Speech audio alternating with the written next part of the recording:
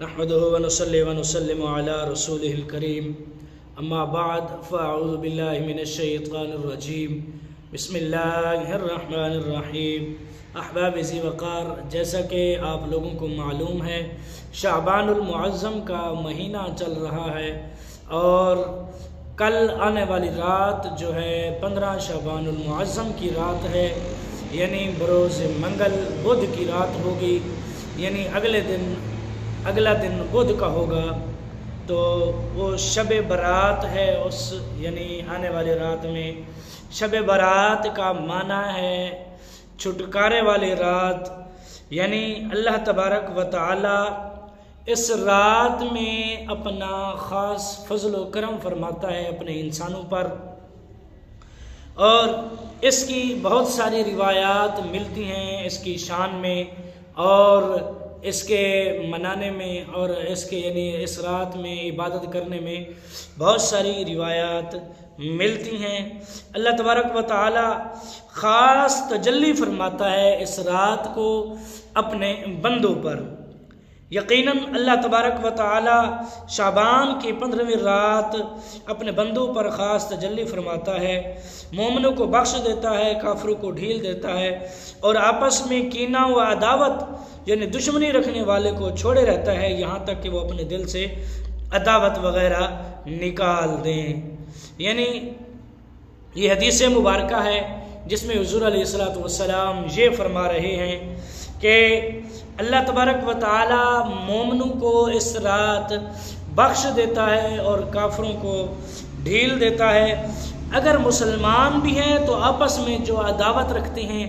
آپس میں دشمنی وغیرہ رکھتے ہیں، ان کو بھی ڈھیل دیتا ہے، اور اسی طرح جن کے دل میں بغض وغیرہ ہوتا ہے ان کو بھی اللہ تبارک و تعالی اس رات ڈھیل دیتا ہے، یہاں تک کہ وہ مسلمان آپس یعنی اپنے دل سے آپس میں جو ان کے دلوں میں بغض، کینہ یا عداوت، دشمنی، لڑائی وغیرہ ہوتی ہے، یہاں تک کہ وہ ختم نہ کر دیں اور کافر جو ہے مسلمان نہ ہو جائیں۔ اسی طرح اور روایت ہے حضرت ابو موسیٰ اشعری رضی اللہ تعالی عنہ سے فرماتے ہیں کہ حضور علیہ السلام نے فرمایا کہ اللہ تعالی شعبان کی 15ویں رات خاص تجلی فرماتا ہے اور مشرک و چغل خور کے سوا سب کی بخشش فرما دیتا ہے، لہٰذا ہمیں ہر اس فعل سے بچنا لازم و ضروری ہے جو ہمارے پروردگار یعنی اللہ تبارک و تعالیٰ کی ناراضگی کا سبب ہو کر ہماری بخشش و مغفرت میں رکاوٹ کا باعث بنے۔ یعنی وہی بات آ گئی کہ ہمیں اللہ تبارک و تعالیٰ کی عبادت کرنی چاہیے ہر حال میں اور ہر وقت میں، کوئی وقت، کوئی لمحہ، کوئی ٹائم ہمیں ضائع نہیں کرنا چاہیے، ہر حال یعنی ہر وقت اللہ تبارک و تعالیٰ کی عبادت میں گزارنا چاہیے۔ اگر ایسا ہوگا تو اللہ تبارک و تعالیٰ ہمیں معاف فرما دے گا۔ یعنی بعض روایات میں بعض احکام آئے ہیں، اس کا یہ مطلب نہیں ہے ایک روایت آئی اور اس کے برعکس دوسری روایت آئی، پہلی والی ختم ہو گئی، یہ ہرگز ایسا نہیں ہے۔ ہر روایت کا اپنا اپنا مقام ہے اور ہر روایت پر عمل پیرا ہونا لازم ہے۔ اسی طرح اس رات کو قبرستان جانا بھی سنت مستحبہ ہے، یعنی اگر بندہ اس عمل کو کر لے گا تو ثواب پائے گا، اگر نہیں کرے گا تو گناہ بھی نہیں ہوگا۔ اسی طرح ایک روایت یہ بھی ملتی ہے کہ حضرت ام عائشہ صدیقہ طیبہ طاہرہ رضی اللہ تعالی عنہا فرماتی ہیں کہ میں نے ایک رات رسول اللہ صلی اللہ علیہ وسلم کو اپنے گھر نہ پایا تو میں آپ صلی اللہ علیہ وسلم کی تلاش میں نکلی تو کیا دیکھتی ہوں آپ مدینہ منورہ کے قبرستان جنت البقیع میں ہیں، تو آپ وہاں گئیں۔ جب آپ وہاں پہنچی تو حضور علیہ السلام نے فرمایا کیا تمہیں ڈر تھا اللہ اور اس کا رسول تم پر ظلم کریں گے؟ تو فرماتی ہیں میں نے عرض کی یا رسول اللہ صلی اللہ علیہ وسلم، میں نے سوچا شاید آپ کسی اور زوجہ کے ہاں تشریف لے گئے ہوں۔ آپ نے فرمایا کہ اللہ تعالیٰ شعبان کی 15ویں رات آسمان و دنیا پر خاص تجلی فرماتا ہے اور بنی کلب کی بکریوں کے بالوں سے بھی زیادہ لوگوں کی بخشش فرما دیتا ہے۔ لہٰذا ہمیں بھی چاہیے کہ اس رات قبرستان جائیں، اپنی آخرت کی فکر کریں، اور وہ لوگ ہم سے پہلے جو دنیا سے چلے گئے وہ ہمیں بالآخر اس دار فنا سے اس دار بقا کی طرف جانا ہے، اپنے رب کے حضور حاضر ہو کر تمام اعمال کا حساب دینا ہے۔ تو ضروری ہے کہ اپنے تمام گناہوں کو بالخصوص بغض و کینہ، عداوت و دشمنی سے سچی توبہ کریں۔ یعنی ایک رات حضرت عائشہ صدیقہ رضی اللہ تعالی عنہ نے حضور علیہ السلام کو اپنے گھر نہ پایا تھا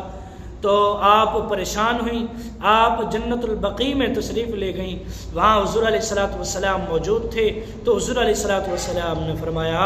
کہ اے عائشہ، کیا تو نے یہ سوچا تھا کہ اللہ اور اس کے رسول تم پر ظلم کریں گے؟ تو فرماتی ہیں میں نے عرض کیا یا رسول اللہ صلی اللہ علیہ وسلم، میں نے یہ سوچا شاید میرے گھر میں آپ نہیں ہیں، کسی اور زوجہ کے ہاں تشریف لے گئے ہوں، یہ دیکھنے کے لیے میں یہاں آئی کہ واقعی میرے دل کو تسلی ہو کہ آپ کہیں اور تشریف لے گئے ہیں، کسی اور زوجہ محترمہ کے گھر تشریف لے گئے ہیں یا کہیں اور ہیں، میں تو اس غرض سے آپ کے پاس آئی تھی۔ تو حضور علیہ السلام نے وہاں فرمایا اے عائشہ، اللہ تبارک و تعالی شعبان کی 15ویں کو جو ہے اپنے انسانوں پر خاص تجلی فرماتا ہے اور بنی کلب کی بکریوں کے بالوں کے برابر انسانوں کے گناہ معاف فرماتا ہے جو سچی توبہ کریں۔ اور ہمیں بھی اس پر عمل پیرا ہونا چاہیے، ہمیں بھی اللہ تبارک و تعالیٰ کے بارگاہ میں سچی توبہ کرنی چاہیے۔ ایک دن اس فانی دنیا سے رخصت ہو کر ہم نے یہ گھر چھوڑ کر اللہ تبارک و تعالیٰ کے ہاں جانا ہے۔ ہمیں یعنی اس حدیث مبارکہ میں بھی وہی بات آ گئی کہ بغض یعنی کینہ وغیرہ جو انسانوں کے دلوں کے اندر ہوتا ہے عام طور پر آج کل، اور اسی طرح اس سے بھی توبہ کرنی چاہیے۔ تو جو آپس میں مسلمان لڑتے جھگڑتے ہیں یا رشتہ داریوں میں جھگڑے فساد ہوتے ہیں، ان سے بھی حضور علیہ السلام نے فرمایا کہ سچی توبہ کرنی چاہیے، اللہ تبارک و تعالی معاف فرما دیتا ہے، بے شک اللہ تبارک و تعالی غفور الرحیم ہے۔ اسی طرح حضور علیہ السلام نے اور بھی فرمایا، حضرت عمر بن عاص رضی اللہ تعالی عنہ سے مروی ہے، یعنی حضرت سیدنا عبداللہ ابن عمر بن عاص فرماتے ہیں کہ حضور علیہ السلام نے فرمایا شعبان کی 15ویں رات اللہ تبارک و تعالی اپنی مخلوق کی طرف نظر رحمت فرماتا ہے، سوا 2 کے باقی سب کی مغفرت فرما دیتا ہے، وہی کینہ، یعنی ہر بات میں، ہر حدیث میں جس میں یہ فضائل بیان کیے گئے ہوں اس میں کینہ یعنی بغض وغیرہ ضرور آ رہا ہے۔ یعنی اس سے یہ مطلب ہے، اس سے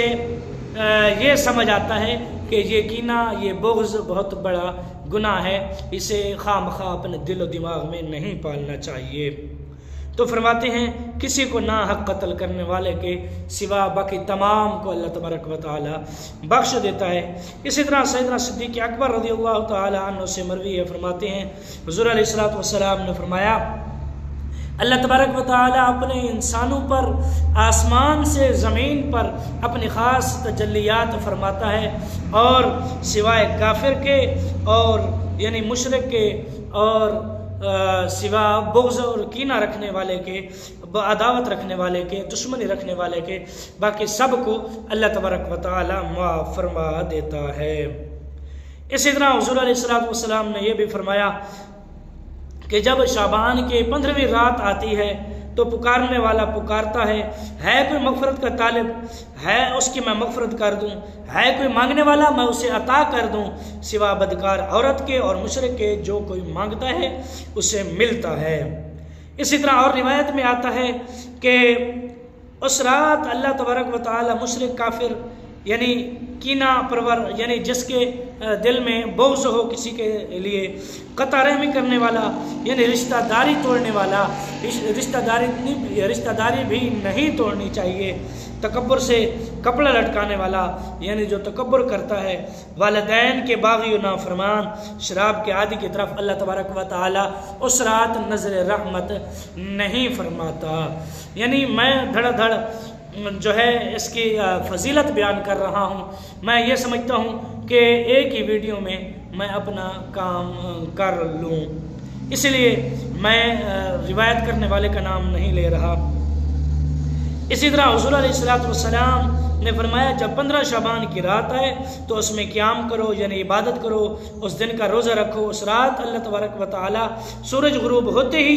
آسمان اور دنیا پر خاص تجلی فرما کر ارشاد فرماتا ہے کوئی مجھ سے مغفرت طلب کرنے والا میں اسے بخش دوں، ہے کوئی روزی کا طلبگار میں اسے روزی عطا کروں، ہے کوئی مصیبت زدہ مجھ سے عافیت یعنی مانگنے والا میں اسے مصیبت سے چھٹکارا دے دوں، یہاں تک کہ فجر کا وقت ہو جاتا ہے۔ یعنی جیسے ہی سورج غروب ہوتا ہے اللہ تبارک و تعالی یہ ندا لگاتا ہے، اور جیسے ہی سورج طلوع ہوتا ہے یہ وقت ختم ہو جاتا ہے۔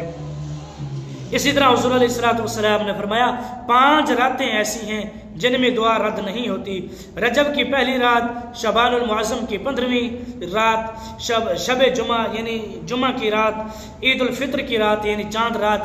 جو عام طور پر ہم بازاروں میں گزارتے ہیں، شب نحر یعنی ذوالحجہ المحرم کی 10ویں شب یعنی محرم کی یعنی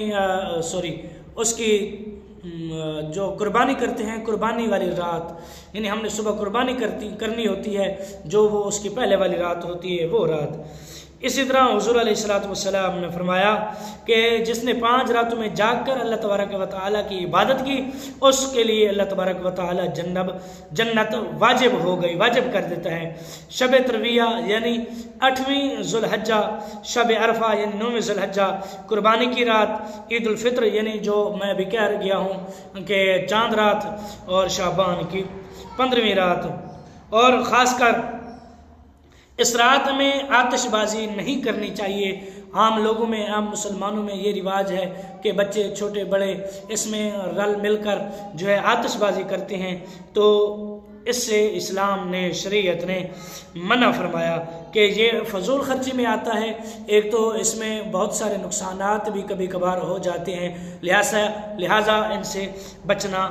ضروری ہے، کیونکہ فضول خرچی کرنے والا حضور علیہ اللہ تبارک و تعالیٰ نے فرمایا کہ وہ شیطان کا بھائی ہے، فضول خرچی بھی نہیں کرنی چاہیے۔ دعا ہے کہ اللہ تبارک و تعالیٰ اس رات کو اب نیک اعمال کرنے کی توفیق عطا فرمائے، خاص کر اس رات کو اللہ تبارک و تعالیٰ اپنی رحمت لوٹنے کا موقع دے اور ہم خوب اس سے فائدہ اٹھائیں۔ اور اس میں تسبیح تراویح بھی لوگ پڑھتے ہیں، اتنا ٹائم نہیں ہے کہ مزید میں اس کی تفصیل کروں، تو بس دعا ہی کر سکتا ہوں۔ آج کے لیے صرف اتنا ہی۔ جو نئے ہیں میرے چینل پر وہ چینل کریں سبسکرائب، ویڈیو کو لائک اور شیئر ضرور کریں۔ سبسکرائب کرنے کے بعد اپنے دوستوں کے ساتھ صدقہ جاریہ